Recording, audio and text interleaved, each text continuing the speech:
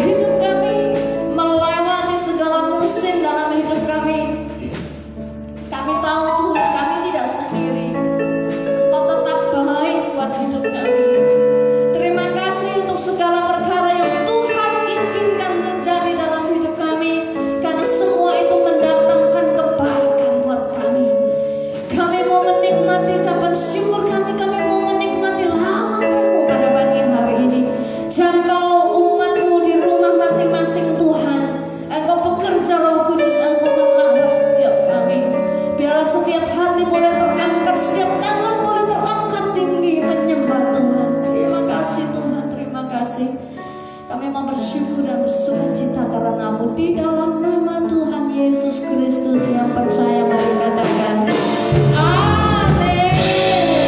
Haleluya, haleluya, haleluya. Sekali lagi, Tuhan Yesus tetap baik. Amin Bapak Ibu. Di hadapanmu, di hadapan kemegahanmu.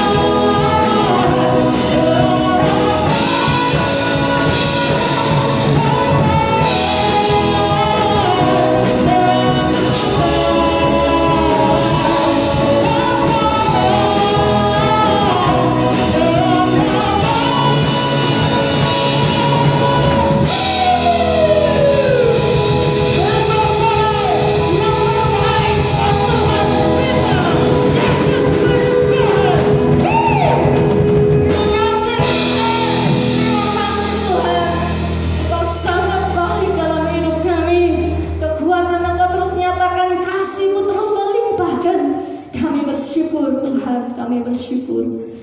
Mari Bapak Ibu, pagi ini kita mau memperbaharui komitmen kita. Kita mau berkata, aku mengasihi Engkau Yesus.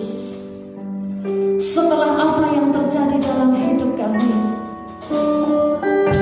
kami mau berkata, aku tetap mengasihi-Mu Tuhan.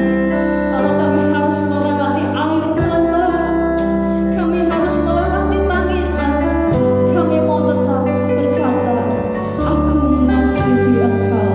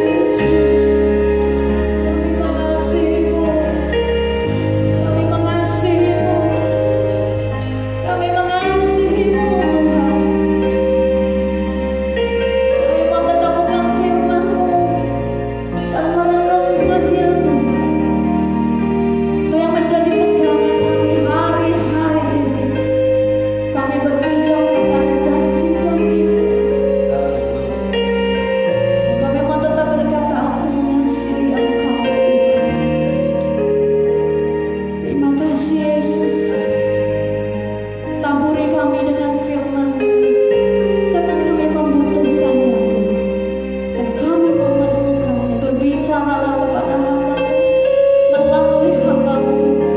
Nyatakan isi hati-Mu pada pagi hari ini. Kuatkan kami yang lemah, pengharapan yang baru. Berikan kesembuhan buat yang sakit dalam nama Tuhan Yesus. Terima kasih kami sambut firman-Mu dalam nama Tuhan Yesus Kristus. Haleluya. Amin.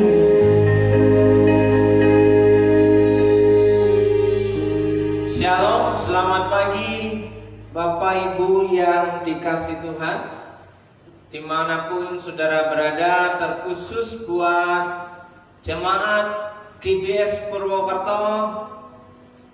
Shalom, apa kabar di bulan Agustus, di minggu yang pertama? Kiranya minggu pertama ini awal yang baik dalam kehidupan kita, saudaraku yang dikasih Tuhan. Di minggu pertama ini permulaan yang menyenangkan. Kiranya di minggu pertama ini saudara mendapatkan sukacita. Saudaraku, kita mengawali bulan ini minggu pertama bersama dengan Tuhan. Nah, Bapak Ibu Saudara yang dikasih Tuhan, kiranya saudara yang ada di rumah tetap dalam kondisi baik-baik saja. Kiranya saudara tetap dalam keadaan sehat. Walaupun ada beberapa orang yang memang mengalami kelemahan tubuh, saudaraku yang dikasih Tuhan. Saudaraku yang dikasih Tuhan, kelanjutan dari pengajaran firman Tuhan minggu yang lalu, bahwa salah satu hal yang bisa kita lakukan yang terbaik untuk menerima kasih karunia Tuhan adalah manuto, ya, taat tanpa ada alasan, saudaraku yang dikasih Tuhan. Dan hari ini masih tetap ada kaitannya dengan hal itu, saudaraku. Ora usah ngeyel, ya. Ora usah ngeyel. Saudaraku jemaat yang dikasih Tuhan, saudara yang percaya, saudara yang tetap setia beribadah, hari ini bersama dengan saya untuk menyampaikan isi hati Tuhan. Firman Tuhan berkata dalam Amsal 4 ayat yang ke-23 mengatakan demikian, saudaraku. Jagalah hatimu, perhatikan baik-baik, jagalah hatimu dengan segala kewaspadaan, karena dari situlah terpancar kehidupan. Saya akan ulangi. Jagalah hatimu dengan segala kewaspadaan, karena dari situlah terpancar kehidupan. Hari-hari ini saudaraku yang dikasih Tuhan, setiap kita perlu menjaga hati. Selain itu juga harus menjaga mulut, saudaraku. Kenapa? Hati dan mulut itu bersentuhan, saudaraku. Jangan sampai ada dusta di antara kita, ya. Jangan sampai ada sesuatu yang berbeda antara yang kita rasa dengan apa yang kita katakan, dengan apa yang kita lakukan, saudaraku. Jangan pernah ada dusta di antara kita. Oleh sebab itu kita perlu menjaga hati supaya hidup kita tetap dalam koridor yang diperkenan oleh Allah. Bagaimana hidup kita diperkenan oleh Allah? Hidup dalam perkenanan Allah, saudaraku. Hidup dalam, ya, rancang bangun Allah, saudaraku. Jagalah hatimu dengan segala kewaspadaan, karena dari situlah terpancar kehidupan. Jika saudara ingin menikmati, mengalami hidup yang menyenangkan bersama dengan Tuhan, yang bisa saudara nikmati hari ini, apapun yang terjadi dengan kehidupan saudara, pastikan engkau bisa menjaga hati saudara baik-baik. Saudaraku yang dikasih Tuhan, orang usah ngeyel. Ini salah satu ciri manusia yang sudah jatuh dalam dosa adalah ngeyel, ya. Terlalu banyak alasan. Ingat baik-baik, Orang yang berhasil itu menciptakan hasil. Orang sukses itu menciptakan hasil. Tapi orang yang tidak sukses itu hanya menciptakan banyak 1001 macam alasan. Jadi terlalu banyak alasan itu mungkin sudah tidak memiliki manfaat yang terlalu baik untuk kita selama kita tidak melakukan tindakan apa-apa.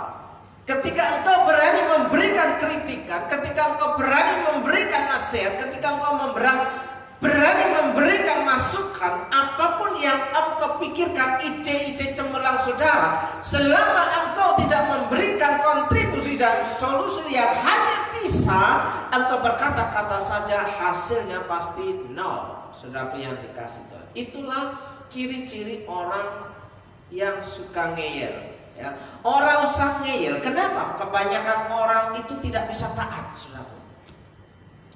Kenapa ketaatan sesuatu yang langka, sesuatu yang susah? Karena dia orangnya itu orang yang ngeyelan, saudaraku. Ya mungkin saya juga termasuk bagian itu, tapi ya nggak nemen-nemen. Ya. Ketika kita sadar hati nurani kita berkata, mengetuk hati kita, menggerakkan hidup kita, maka kita secara otomatis ya apa yang kita pikirkan itu kembali jernih dan sehat. Ketika kita sadar siapa kita di hadapan Tuhan.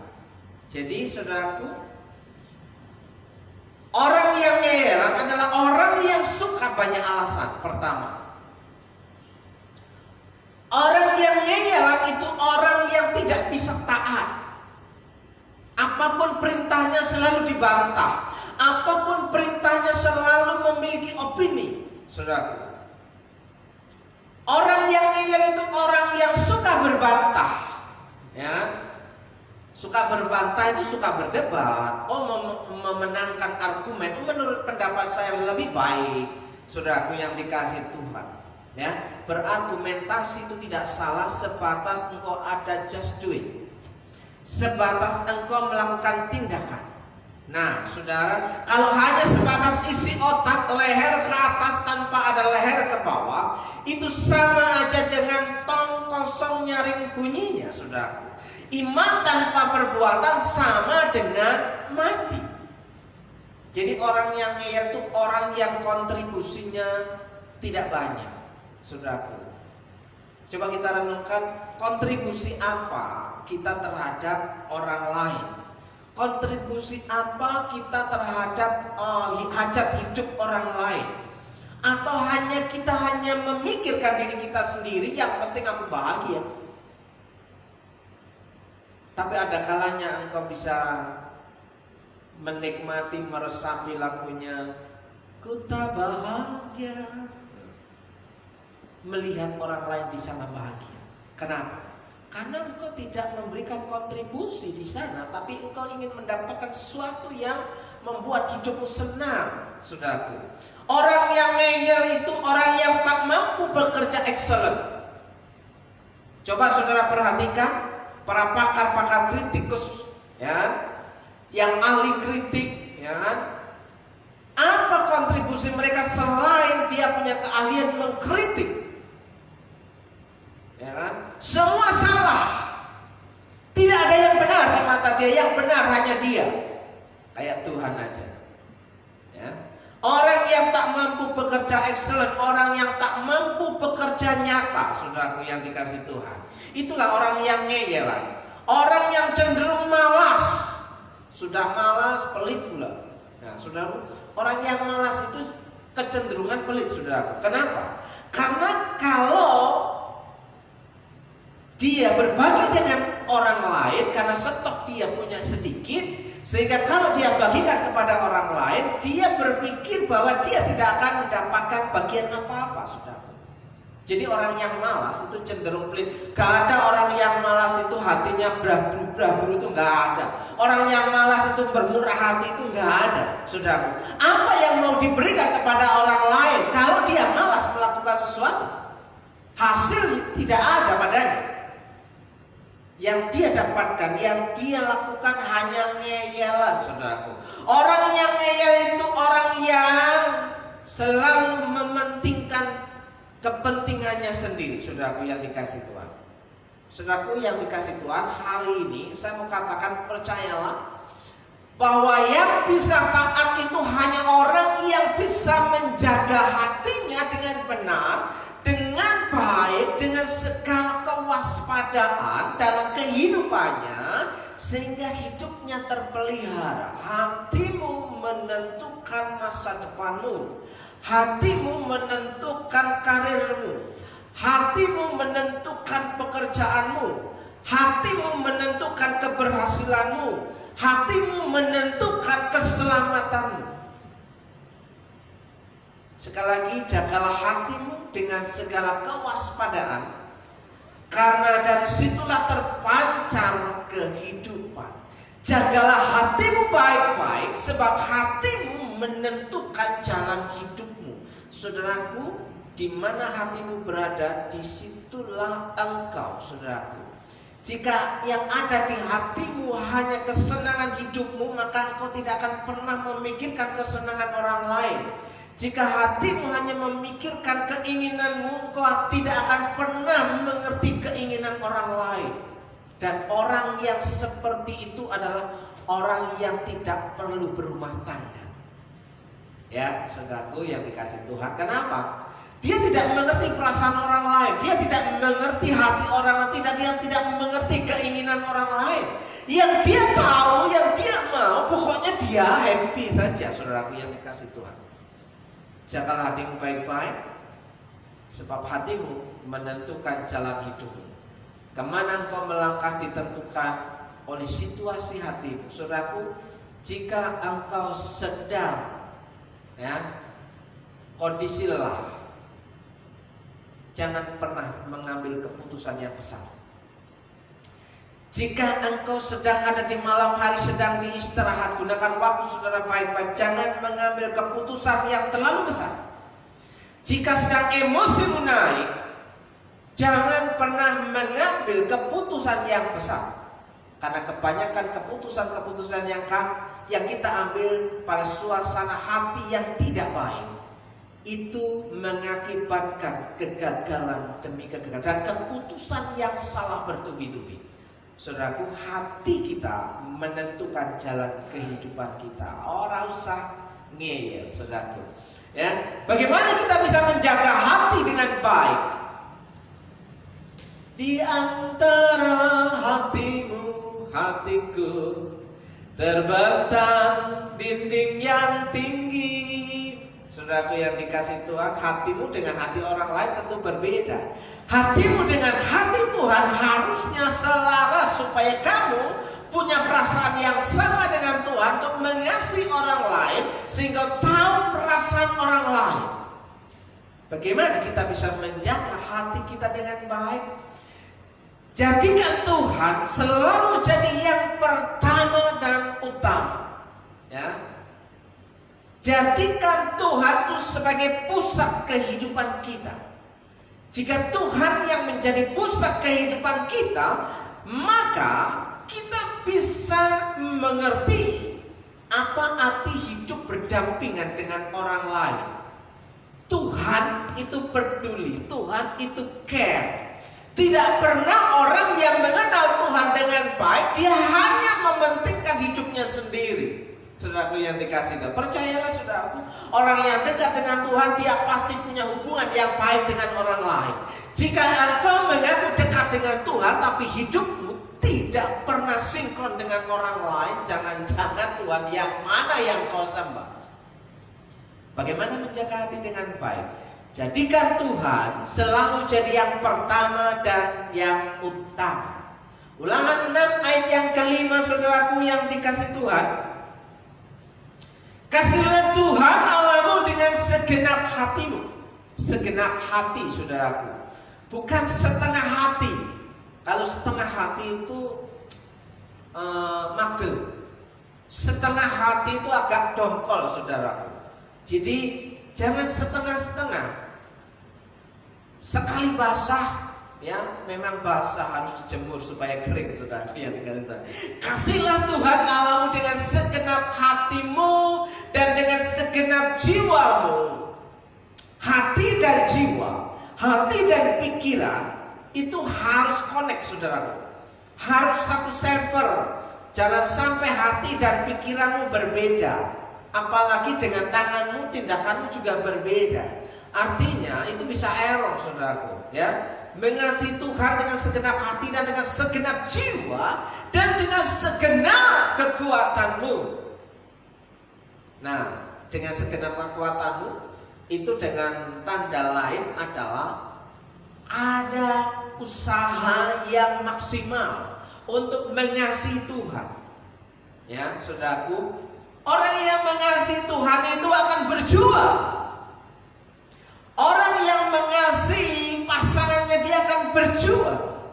Orang yang mengasihi anak-anaknya dia akan berjuang untuk membuat kehidupan orang yang ia kasih itu menyenangkan. Saudaraku yang dikasih Tuhan, dan imbasnya adalah ada timbal balik hubungan. Jika engkau merasa butuh Tuhan, engkau harus mendekat kepada Tuhan. Jangan Tuhan yang kau suruh mendekat dalam hidupmu, tapi engkau malah menjauh. Mendekatlah kepada Tuhan, maka Tuhan akan mendekat kepada kehidupan saudara. Saudaraku yang dikasih Tuhan, jangan jadi pendusta. Renungan harian kita dalam 1 Yohanes pasal yang pertama ayat yang ketiga mengatakan, dan inilah tandanya bahwa kita mengenal Allah. Pastikan saudara bertanya kepada dirimu sendiri, apakah engkau benar mengenal Allahmu dengan baik? Tanyakan kepada pasanganmu, apakah mereka melihat bahwa hidupmu itu mengenal Allah dengan baik? Tanyakan kepada anak-anakmu, apakah mereka itu melihat engkau mengenal Tuhan yang kau sembah dengan baik? Apa tandanya sehingga kita disebut orang yang mengenal Allah kita dengan baik? Ya, inilah tandanya bahwa kita mengenal Allah, yaitu jikalau kita menuruti perintahnya, menuruti perintah-perintahnya, saudaraku. Nah, kalau sudah mendapatkan perintah itu langsung wah, perintah lagi. Saudaraku yang dikasih Tuhan, siapapun di dunia ini, ya, kalau hatinya tidak mengenal Allah, dia pasti, saya mau pastikan di sini bahwa dia akan menjadi seorang pemberontak. Kenapa? Dia tidak bisa mendapatkan instruksi. Dia tidak bisa mendapatkan intervensi dan otoritas yang menaunginya. Dia tidak bisa melakukan apa itu firman Tuhan. Kenapa? Karena dia cenderung akan melakukan pemberontakan demi pemberontakan, pembangkangan demi pembangkangan. Saudara, pemberontak itu bukan hanya melawan dengan kata-kata, dengan tindakan, dengan diam saja itu juga sebuah pemberontakan, saudara. Tanpa menjawab itu juga sudah pemberontakan, saudara. Melakukan hal yang berbeda dari visi yang diberikan, yang diimpartasikan oleh otoritas, itu juga pemberontakan, saudara. Tanda-tanda orang yang ngeyelan, orang yang tidak bisa menjaga hati di hadapan Tuhan adalah dialah seorang yang Alkitab katakan pendusta. Kenapa disebut pendusta? Ya, barang siapa berkata, aku mengenal Allah, tetapi ia tidak menuruti perintahnya, mendengar semendengar, ibadah seibadah, saudaraku, tapi pulang ya sama aja. Aku mengenal dia, tetapi ia tidak menuruti perintahnya, ia adalah seorang pendusta.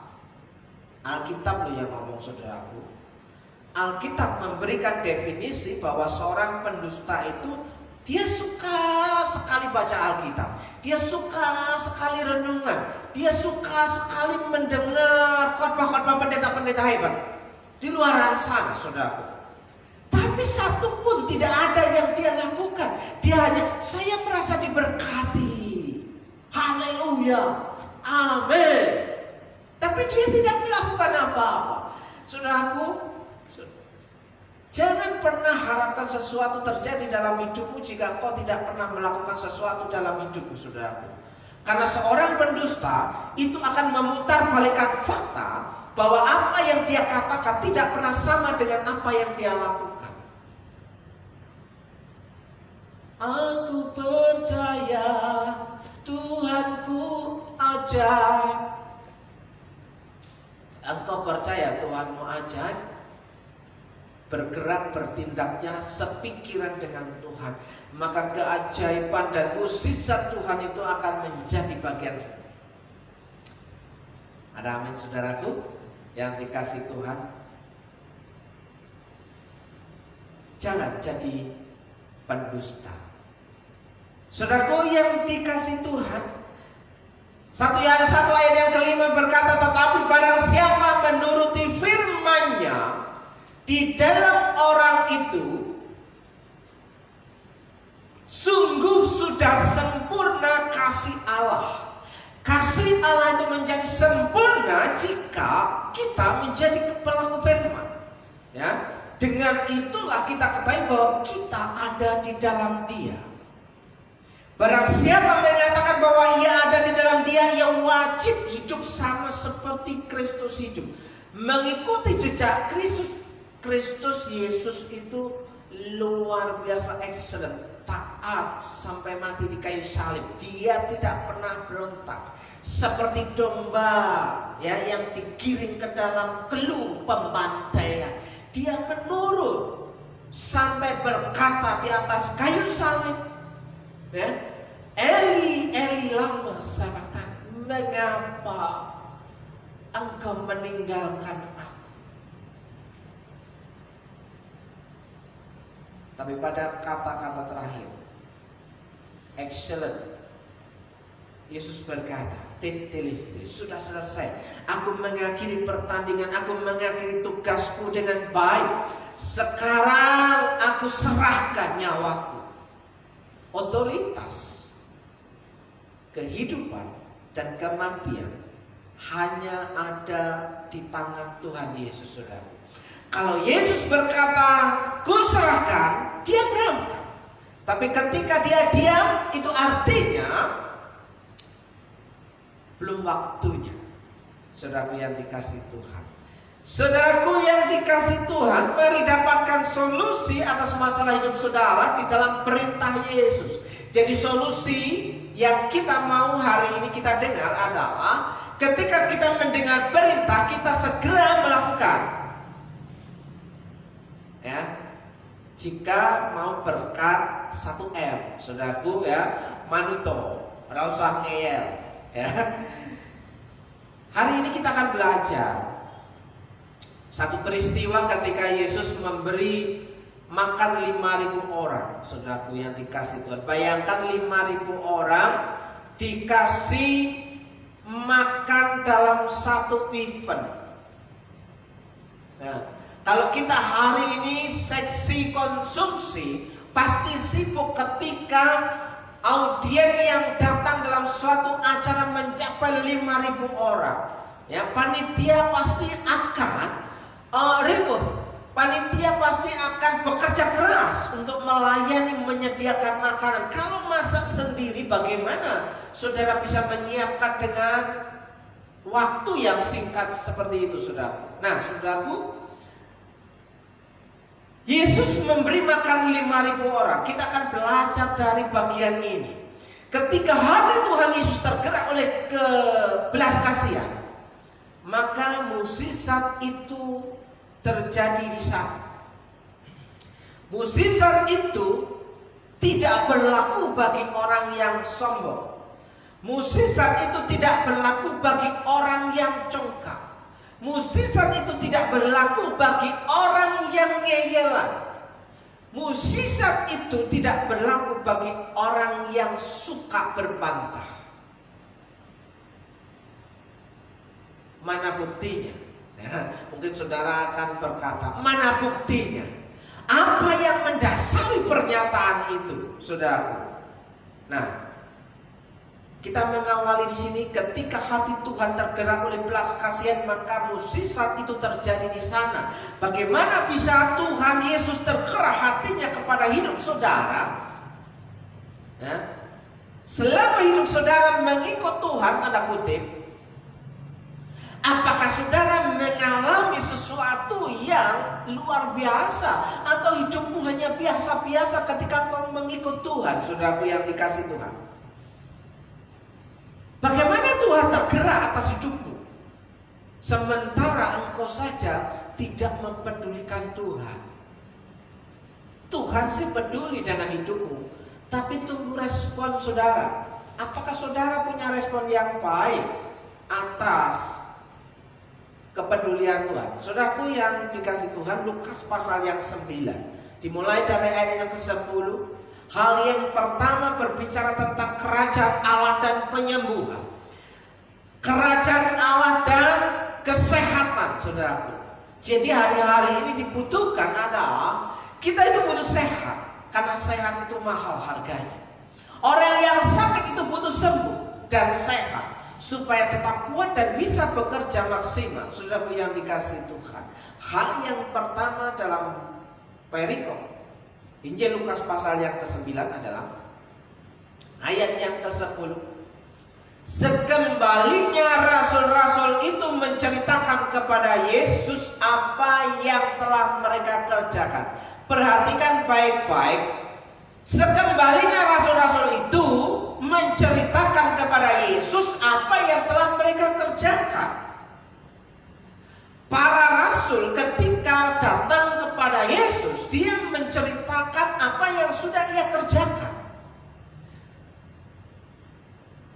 Rencana kegiatan yang sudah mereka lakukan itu diceritakan, dilaporkan kepada Yesus, di-sharingkan kepada Yesus. Hasilnya, kendalanya di-sharingkan kepada Yesus. Saudaraku, apa yang bisa kau ceritakan kepada Tuhan dari hidup kita? Selain keluhan dan keluhan, selain kesusahan dan kesusahan, pernahkah engkau ceritakan kepada Tuhan bahwa Tuhan, hari ini aku melakukan hal yang baik untuk orang lain, tapi sepertinya kebaikanku tidak mendapatkan respon yang menyenangkan Tuhan. Gimana menurut Tuhan? Nah, saudaraku, sudah ada yang dikerjakan.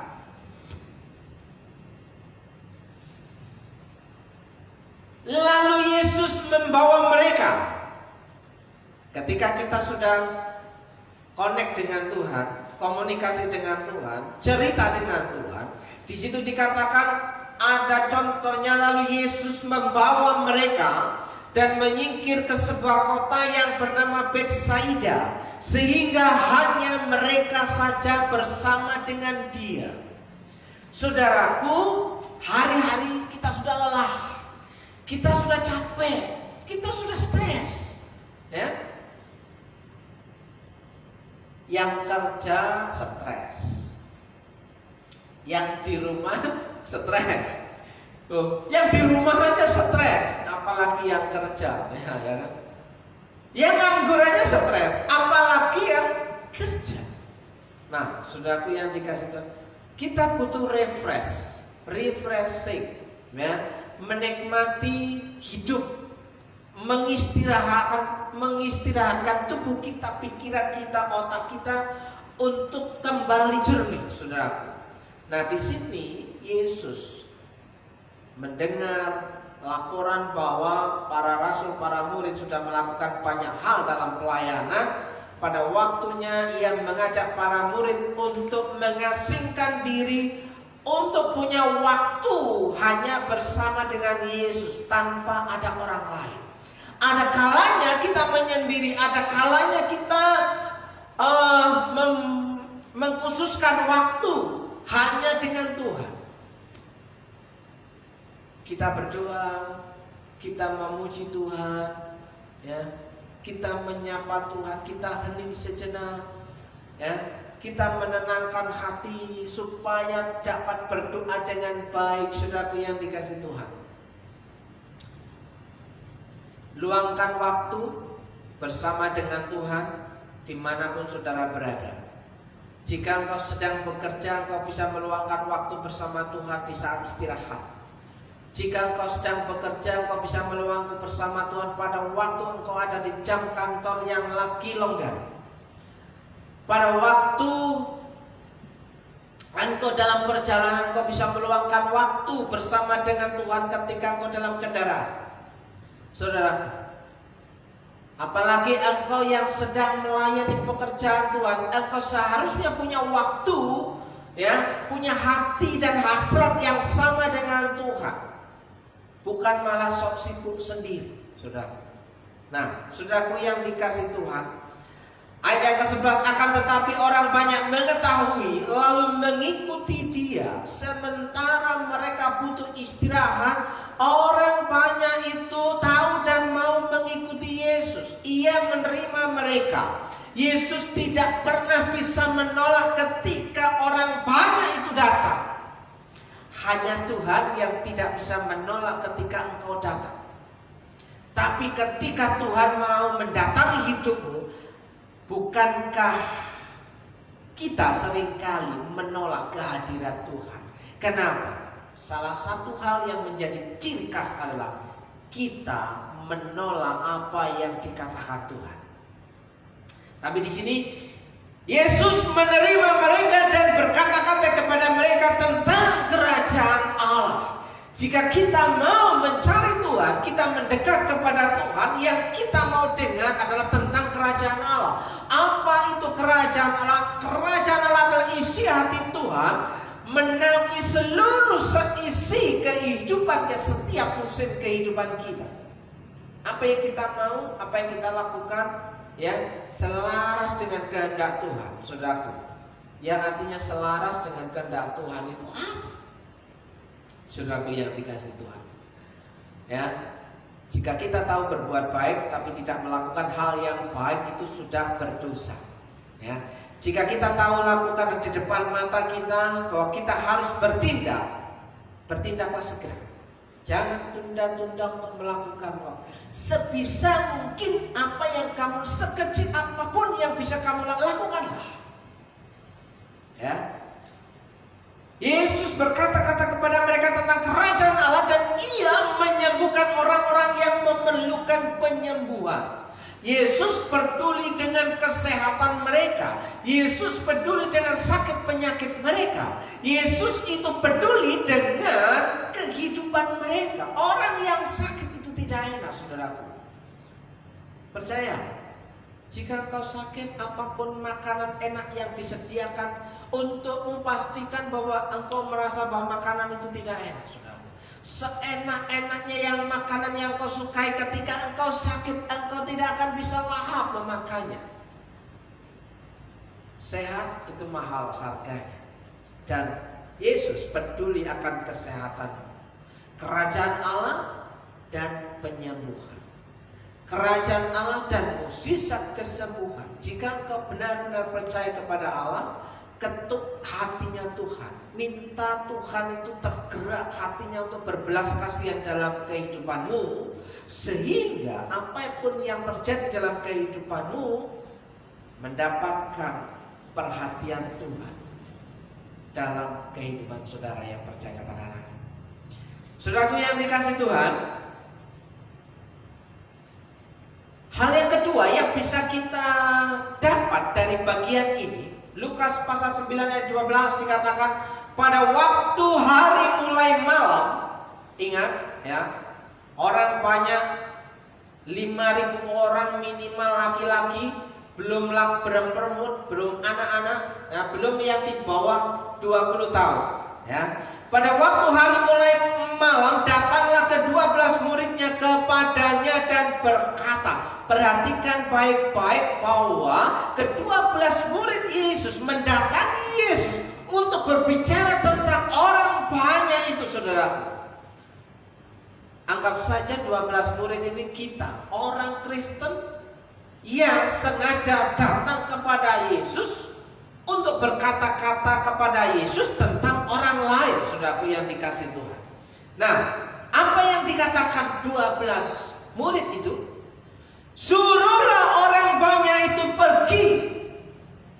Bayangkan saudaraku, gurunya Yesus yang adalah Tuhan itu diperintah-perintah sama 12 muridnya. Hebat tenan, wes angel wis ngene. Angel, ya kan?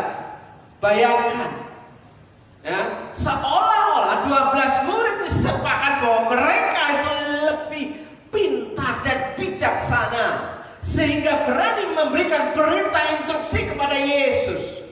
Guru, suruhlah orang banyak itu pergi supaya mereka pergi ke desa-desa dan kampung-kampung sekitar ini untuk mencari tempat penginapan dan makanan. Bayangkan saudara, di sebuah bukit disuruh cari makan, sudah sehari penuh mendengar Yesus berkhotbah mengajar. Pada waktu masih perut masih sudah keroncongan melilit-lilit, mungkin sudah ada yang berbunyi-bunyi, ya, disuruh jalan turun gunung mencari penginapan dan warung. Bayangkan bisa nyampe nggak kira-kira? Taruh di mana otak murid-murid itu pada waktu itu kira-kira? Sudah banyak dikasih. Ya, bagian ini berbicara, biasakan bertanya, jangan sok tahu, jangan sok tahu, gitu kan? Biasakan bertanya, jangan cepat memberikan nasihat. Seperti para murid ini, seolah-olah para murid ini lebih pintar daripada Yesus, lebih tahu daripada Yesus, sehingga dia berkata kepada Yesus, suruhlah orang banyak itu pergi untuk jajan di luar sana, cari penginapan di luar sana, di bawah sana, saudara. Nah, ayat 13. Tetapi ia berkata kepada mereka, kamu harus memberi mereka makan. Apa jawab Yesus? Kamu harus memberi mereka makan. Wow, bayangkan saudaraku yang dikasih Tuhan. Ketika para murid punya pendapat, mereka harus pergi cari makan sendiri. Tapi Yesus punya perintah, kamu harus memberi mereka makan. Mungkin kita akan bertanya, gimana caranya mereka makan sementara aku pun belum makan?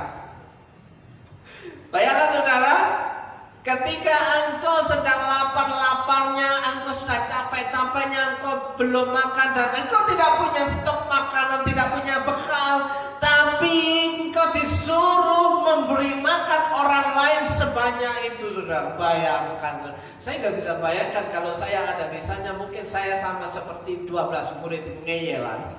Ya, bagaimana mungkin Tuhan? Saya ada bisa kancut, ya, sudah sangat lapar, suren. Ya, sehari penuh, ya, mengkoordinir segitu banyak orang, kolor kilir, ayo duduk, ayo duduk. Bayangkan 5.000 orang, mau ngatur 10 orang aja susah, apalagi 5.000 orang. Bayangkan saudaraku, ngatur, jangankan 10, ngatur 5 orang di dalam rumah tangga kita aja susah, apalagi 5.000 orang. Bayangkan, pasti capek saudaraku, stres. Saya nggak bisa bayangkan lelahnya para murid pada waktu, sehingga dia mengambil kesimpulan yang sama, biarkan saja mereka cari makan sendiri-sendiri. Wah, aku dewe kencot, kan? Nah, saudaraku yang dikasih Tuhan, tapi Yesus punya pikiran yang berbeda. Ia berkata kepada mereka, kamu harus memberi mereka makan. Mereka menjawab, ini opini mereka, yang ada pada kami tidak lebih daripada 5 roti dan 2 ikan. Yang ada pada kami, saudaraku, pada bagian cerita ini, yang punya 5 roti dan 2 ikan bukan para murid, tetapi seorang anak kecil yang punya bekal sisa 5 roti dan 2 ikan yang tidak dihabiskan dalam sehari itu, saudaraku. Yang lain-lain yang sudah tua-tua itu sekali makan sudah habis. Tapi di sini para murid mengklaim diri. Ini Tuhan, cuma ada 5 roti dan 2, padahal asal roti 5 roti dan 2 dari seorang anak kecil, saudara. Siapa di antara kamu yang masih punya bekal makanan? Semuanya diam, semuanya nggak ada yang ngaku, ya kan? Kalau roti segenggam, apakah cukup mengenyangkan? Cukup mengenyangkan isi perutku, saudara. Kalau kita bisa berkata demikian, Wong tak makan ya ora wareg. Apa meneh tak bagi-bagi, ya kan? Saudaraku, itu sesuatu yang logis menurut kita, ya, menurut kita, ya, bukan menurut Tuhan. Sesuatu yang logis, ya. Yang ada pada kami tidak lebih daripada 5 roti dan 2 ikan. Bayangkan saudaraku, itu pun punya seorang anak kecil. Anak kecil itu ketika dia mendapatkan perintah, siapa yang ada padamu? Bekal yang masih ada bawa kemari. Anak kecil gak mikir panjang, aku kebagian enggak ya? Kalau orang tua kebagian, lah kalau nanti ini diambil aku makan apa? Ya kan? Kecuali kalau kami pergi membeli makanan untuk semua orang banyak ini. Kalau membeli pun berapa lama nyampainya, saudara yang dikasih Tuhan? Ya. Ayat 14, sebab di situ ada kira-kira 5.000 orang laki-laki. Lalu ia berkata kepada murid-muridnya. Yesus tidak menanggapi pertanyaan dan jawaban para murid, tapi Yesus pada waktu itu menggunakan otoritasnya, ya. Lalu ia berkata kepada murid-muridnya. Sekarang giliran Yesus yang menggunakan otoritasnya, menggunakan otoritas untuk memerintah para muridnya. Suruhlah mereka duduk berkelompok-kelompok, kira-kira 50 orang sekelompok. Bayangkan 5.000 dibagi 50 berapa kelompok, saudara? Kalau kita ngatur orang 50 orang itu nggak gampang. Apalagi disuruh antri makanan, saudaraku. Disuruh antri vaksin pun sudah berdempet-dempetan. Apalagi disuruh antri menerima makanan. Oh, saya nggak habis pikir. Bisa tumplek-tumplekan, ya kan, saudara? Apa yang kita dapat bagian ini? Jangan sok tahu, biasakan pertama. Biasakan bertanya. Biasakan pertama. Biasakan bertanya. Jangan sok tahu. Saudaraku yang dikasih, Yesus peduli akan kebutuhan hidup saudara. Perhatikan baik-baik dalam hal ini. Yesus peduli akan kebutuhan hidup saudara. Yesus sanggup memelihara hidup saudara sebatas saudara sanggup memenuhi panggilan Dia. Ketika Yesus berkata, bawalah kemari apa yang ada padamu, cobalah periksa apa yang ada padamu, bawalah kemari. Ketika Yesus berkata, duduklah semuanya, tunggu giliran masing-masing, ya, tunggu waktunya yang telah tiba untuk bagian kamu, dan bersabarlah. Jika kita sanggup memenuhi panggilan Tuhan ini, kita akan menerima pemeliharaan Tuhan itu yang cukup. Perhatikan baik-baik, nanti pada akhirnya masih tersisa 12 bakul. Yesus peduli akan kebutuhan hidup saudara. Percaya kepada Tuhan Yesus. Jangan sok tahu. Biasakan bertanya kepada Tuhan jika engkau ada kebutuhan yang mendesak. Bagian yang terakhir, saudaraku yang dikasih Tuhan. Tuhan Yesus itu peduli. Yang orang ngeyelan. Yesus itu sangat peduli atas hidup saudara jika engkau enggak ngeyelan.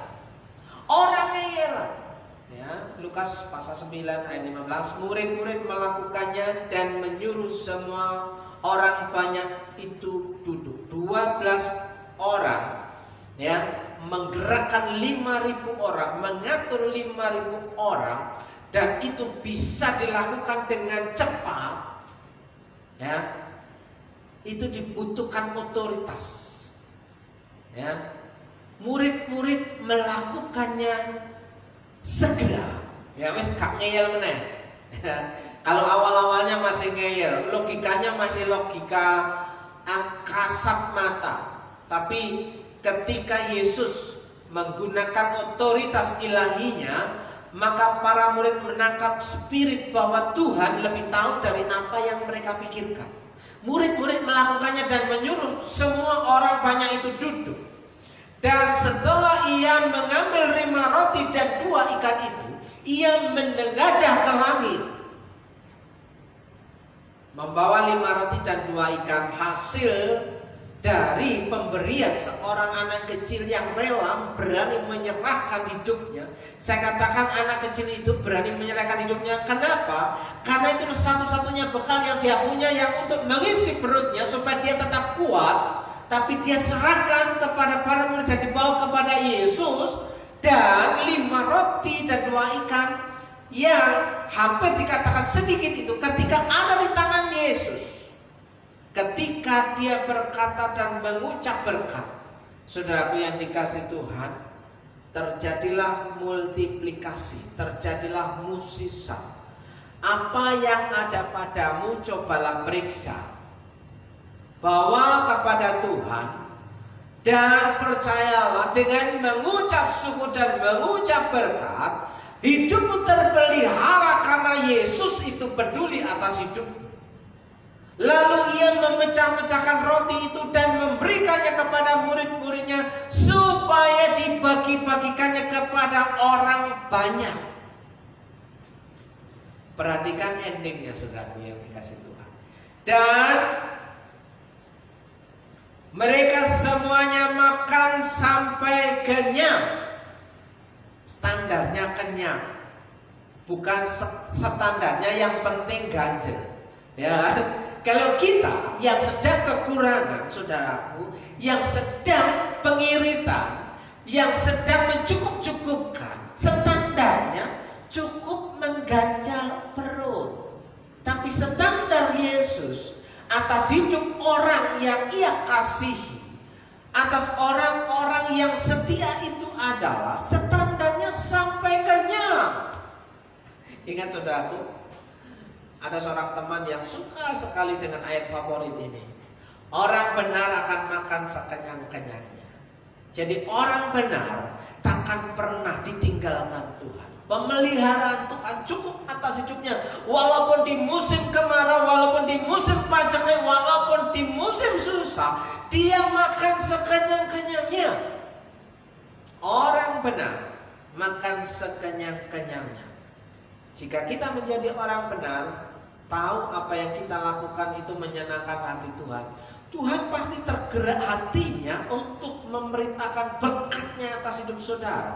Ketika dia berkata dan mengucap berkat itu diperintahkan mendatangi hidup saudara. Sehingga apa yang ada padamu yang dari mulanya adalah sedikit dan kecil, ketika ada di tangan Yesus sanggup menjadi banyak dan cukup mengenyangkan, cukup memberikan kekuatan. Dan mereka semuanya makan sampai kenyang. Kemudian dikumpulkan potongan-potongan roti itu yang sisa sebanyak 12 paku. Perhatikan baik-baik, Yesus akan tetap peduli dengan hidup saudara jika engkau tidak menyia-nyiakan berkat Tuhan. Jangan pernah buang-buang makanan. Hargai berkat Tuhan, apapun yang diberikan orang kepada hidup saudara. Jika itu engkau tidak mau makan, engkau bisa segera memberikannya kepada orang. Jangan nunggu basi lalu engkau berikan kepada orang lain. Jangan nunggu sesuatu yang engkau anggap siapa tahu nanti ada yang makan. Kalau engkau memang tidak membutuhkan hal itu, segera bagikan kepada orang lain supaya berkat Tuhan itu tidak mubazir, tidak sia-sia. Jangan nunggu semua yang ada di kulkas saudara itu basi.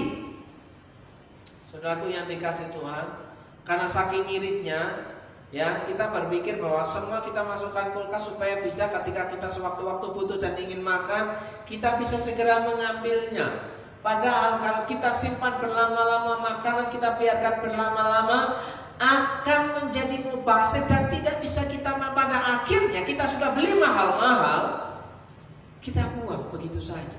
Jangan pernah sia-siakan berkat Tuhan yang diberikan untuk saudara. Jangan buang-buang makanan. Orang di luar sana masih banyak yang kurang beruntung karena mereka makan sampai tidak bisa makan kenyang. Tapi hari ini coba perhatikan baik-baik, apakah saudara masih mengalami ketidakberuntungan makan tidak bisa kenyang? Apakah engkau masih mengalami kesusahan dalam hal makan? Masih banyak orang di luar sana yang kurang beruntung hidupnya. Mereka semuanya makan sampai kenyang. Kemudian dikumpulkan potongan-potongan roti itu yang sisa sebanyak 12 pak. Pastikan berkat Tuhan itu lebih daripada cukup. Ada sisanya yang bisa saudara lakukan untuk kepentingan Tuhan. Saudaraku yang dikasih Tuhan, Yesus itu peduli yang orang ngeyelan. Saudaraku yang dikasih Tuhan, pada pagi hari ini saya ingin mengajak saudara datang kepada Yesus tanpa membawa alasan untuk berbantahan. Kita datang kepada Yesus dengan hati yang tulus dan murni. Kita datang kepada Yesus hanya satu tujuan, untuk menggerakkan hati Yesus untuk memberikan kasih karunia-Nya atas kehidupan kita. Kita datang kepada Yesus seperti pada waktu para murid ada di tengah danau, pada waktu diterjang badai, saudaraku, dan angin sakal, angin badai itu menerpa perahu mereka, sementara Yesus di situ sedang tidur katanya. Dan para murid mendatangi Yesus, bergerak, dan dia berkata dengan keras, berseru, "Yesus, apakah Engkau tidak peduli dengan kami? Sebentar lagi kami binasa." Kenapa? Usaha susah. Mungkin ada saudara yang sedang bekerja, pekerjaan saudara tidak menghasilkan. Mungkin ada yang diberhentikan, mungkin ada yang perusahaannya bangkrut, atau mungkin ada banyak hal yang menjadi penghalang dalam kehidupan kita. Saudaraku, sakit penyakit menggerogoti berkat kita. Sakit penyakit menggerogoti keuangan kita. Saudaraku yang dikasih Tuhan, pastikan di sini engkau berani mendatangi Yesus, berseru kepada Yesus, sambil engkau berkata kepada Yesus, sampai Yesus mendengar, dia bergerak dan terbangun dan bangkit untuk melakukan satu tindakan atasmu, sehingga dia ketika dia berkata kepada angin ribut itu tenang, diam, maka hidupmu akan tenang dan diam. Seperti halnya pada waktu seorang anak kecil memberikan 5 roti dan 2 ikan, itu artinya hidupnya. Kalaupun dia makan, dia pun tidak cukup kenyang. Kalaupun dia berikan, alangkah naifnya. Orang lain makan kenyang, dia gak makan. Tapi dia berani mempercayakan hidupnya kepada Tuhan. Ketika dia menolong orang lain, hidupnya ditolong Tuhan. Mungkin 5 roti dan 2 ikan tidak bisa mengenyangkan, tapi ketika diserahkan kepada Yesus, dirinya sendiri dikenyangkan oleh Tuhan sampai kenyang, bisa nambah, saudaraku yang dikasih Tuhan. Dalam hal ini Yeremia 17 ayat 7, diberkatilah orang yang mengandalkan Tuhan, yang menaruh harapannya pada Tuhan. Andalkan Tuhan, serahkan hidupmu kepada Tuhan, dan taruh harapanmu kepada Tuhan.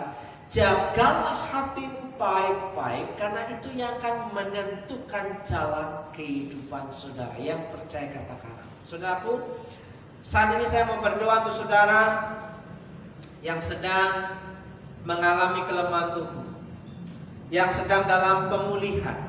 Saudaraku yang dikasih Tuhan, secara khusus saya mau berdoa untuk Papi Kiarto. Dalam nama Yesus yang ada di rumah sakit, dalam berkat nama Yesus, Tuhan jamah Papi Kiarto yang sedang ada di rumah sakit, yang terbaring mengalami sakit penyakit. Dalam nama Yesus, jadilah sembuh, jadilah sehat, jadilah tahir. Di dalam berkat nama Yesus, berkat kesehatan itu menjadi bagianmu dalam nama Yesus. Berdoa untuk Bu Kiarto, dalam nama Yesus diberikan kekuatan untuk tetap percaya dan mengandalkan Tuhan, bahwa apa yang sudah ia lakukan tepat, bahwa ia mendatangi Tuhan untuk kesehatan suaminya di dalam nama Yesus, dan hidupnya sendiri disehatkan dan disembuhkan oleh Tuhan dalam nama Yesus. Tetap berdoa untuk Ire di dalam nama Yesus. Kiranya pemulihan kesehatan tetap terjadi dalam nama Yesus. Yere jadilah sembuh. Berdoa untuk Bu Ika dalam berkat nama Yesus. Tuhan menjamah tubuhmu, jadilah sehat, jadilah sembuh. Jadilah tahir, jadilah kuat. Penuh sukacita damai sedalam nama Yesus. Berdoa untuk Pak Stephen dan Bu Titi. Jadilah sembuh, jadilah sehat, jadilah tahir dalam nama Yesus. Sukacita pengharapan, sukacita damai sejahtera menjadi bagianmu. Untuk Pak Stephen dan Bu Titi yang ada di Mibiran, dalam nama Yesus Tuhan menjamah tubuhmu, berikan kesehatan, kekuatan dan kesembuhan. Jadilah tahir dalam nama Yesus. Untuk pemulihan Mas Unggul, pemulihan Bu Cinta, pemulihan Pak Rian, Mas Rian, ya, untuk pemulihan Popoana, untuk pemulihan kesehatan Ahmad Sujun, untuk pemulihan kesehatan Hizkia, dalam berkat nama Yesus. Untuk Bu Sriati, Oma Lukas Budarsono, Bu Trisno, Pak Sasongko,